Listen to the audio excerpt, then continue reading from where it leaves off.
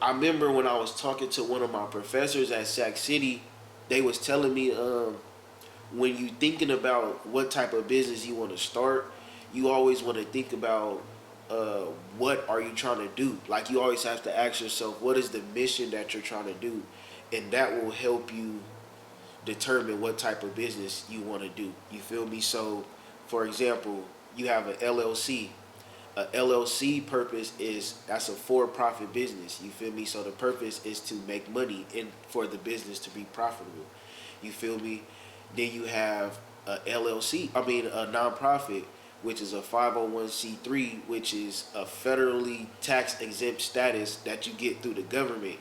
You feel me? So um, it's not you not the money that you make it's not taxed, but you're obligated to put that money back into the business because it's not the purpose for a nonprofit is not to make money. It's to create like it's to help society. It's to like help people. You know what I'm saying? And so that's how I said like what am I trying to do with my business? And when I kept asking myself that question, you feel me? It always came back to I'm trying to teach people, I'm trying to educate people, I'm trying to help people. You feel me? So I had to go with, a nonprofit.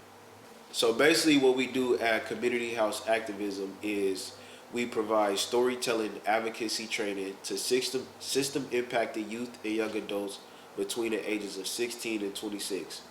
Example of one way that we do that is by providing a storytelling course to all of our new incoming storytelling members. The storytelling course is a 2 hour curriculum. It has interactive activities, prompts, and reflections that basically help anybody that goes through this course be able to turn your whole life story into a 5 minute narrative. Um, and so after you do your narrative, we give you the option to record uh, your story and do like a narrated version of it, right? So how I like to explain it to people really is like TED Talks in the hood. You feel me? Like if you could think about that, it's like pretty much that. You feel me? I would have people come through to my house, to my studio. You feel me? I had the backdrop. I had cameras set up in my studio, and I would bring people in, and I would take them through this 2 hour course. And you feel me? And the first person. So this is after I started the business. I did the paperwork to make it an official business.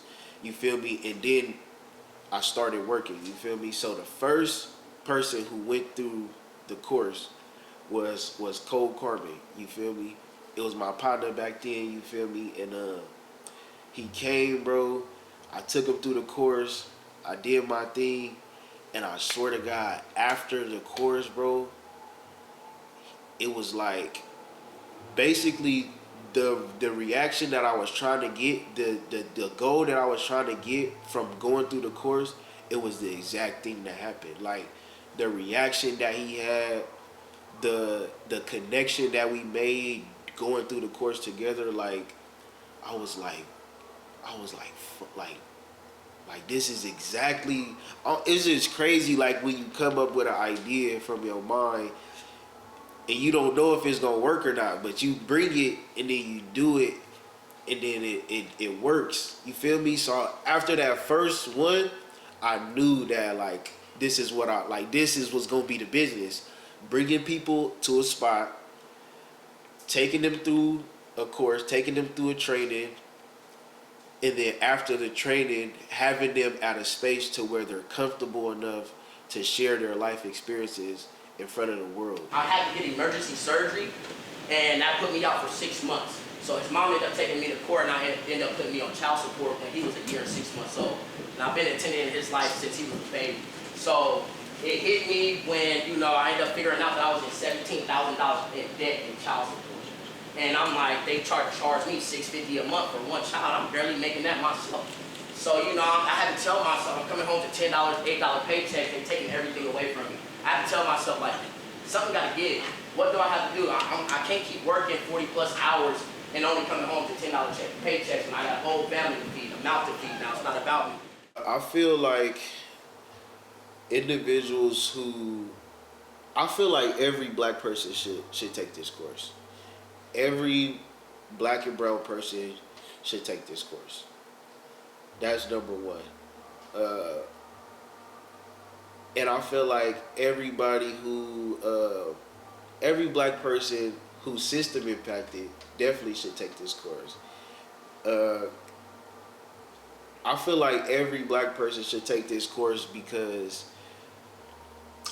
I feel like at some point we've all experienced like some trauma, and a lot of us, especially like young men, and young women, you feel me? But we're dealing with a lot of untreated trauma, you know, and so this platform is a way. It's like a healthy alternative to dealing with stress and to coping with trauma and to expressing yourself and connecting with the community.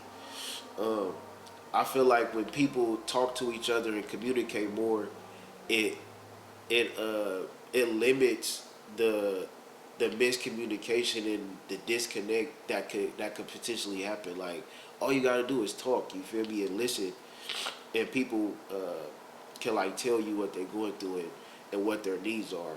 And so I feel like if we can capture that on a community based level and get the whole community talking, you can first you have to like get them to heal, right? And so that's the purpose of getting comfortable and getting connected and feeling right, and being have a new sense of identity basically.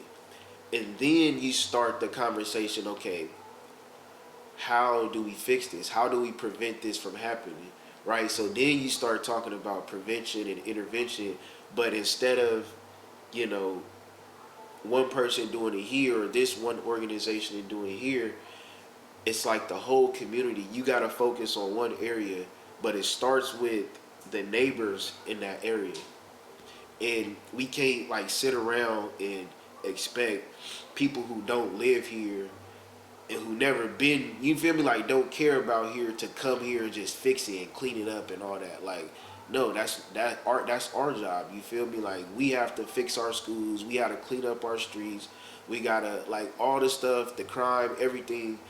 The community has to take control of their place where they live. You feel me? And I think if we can do that, if we can bridge that gap, you know what I'm saying? I think we can start seeing some positive change happening. And so that's what Chai's trying to do. We're bridging that gap. We're starting the healing, and then we're gonna like start making some impact. You feel me? So, and I feel like a lot of our young men and young women, um, we don't really know the different opportunities that are out there. We think that because of where we started and because of how we came and because of what we go through, some people think it's really impossible to become a doctor or to become a lawyer or an astronaut. Like this is like real stuff, bro. Like is people right now who think certain shit is impossible, or who think the life that they live is just the way it's gonna be.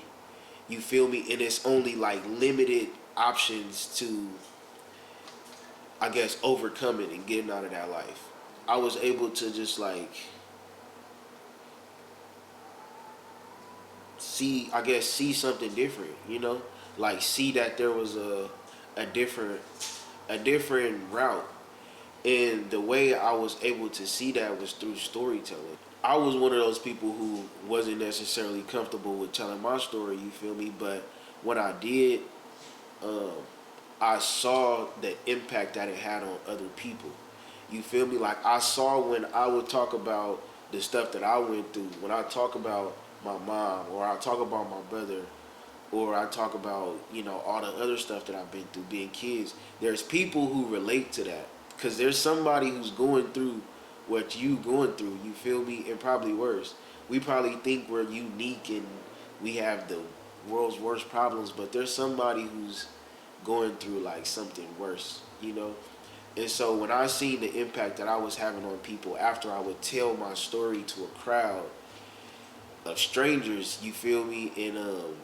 And people would just be like, man, like bro, I feel you, like keep doing it and like keep doing it, like just the impact. And I was always just thinking like, bruh, if y'all think my story is that impactful, like y'all should hear my cousin, you feel me? Or y'all should hear my bro, like y'all should hear my sister. Like so that's where I was coming at with the angle of storytelling. It's like if I seen the impact that I had with telling my story, and I know 100 other young men there's a million other young men with the same story as mine, and that has more impact, right? So I just felt like I should create a platform that gives those people the opportunity and gives them a way that they feel comfortable. You know, I'm nice, but I ain't too nice. That felt like he could walk all over me. And I had to call my brother. I had to call my brother because, you know, he had a gun. I felt like that I could protect myself, you know, and I had to tell somebody what was going on, what I was doing. I had to. So I told my brother. I didn't really tell him details because I had to, you know, I didn't have time. But that situation died down. The guy ended up leaving. My brother ended up coming over, and he had a long conversation with me. Basically, long story short, he said, "You can't end up like Mom. You're better than that. You're way better than that. You're super better than that. Like, come on, Chardonnay. Like, come on. You was there. Like, and I was always there to kind of help my brothers. My brothers have anger issues, so I'm like, okay, I hear him, but I don't really hear him, you know."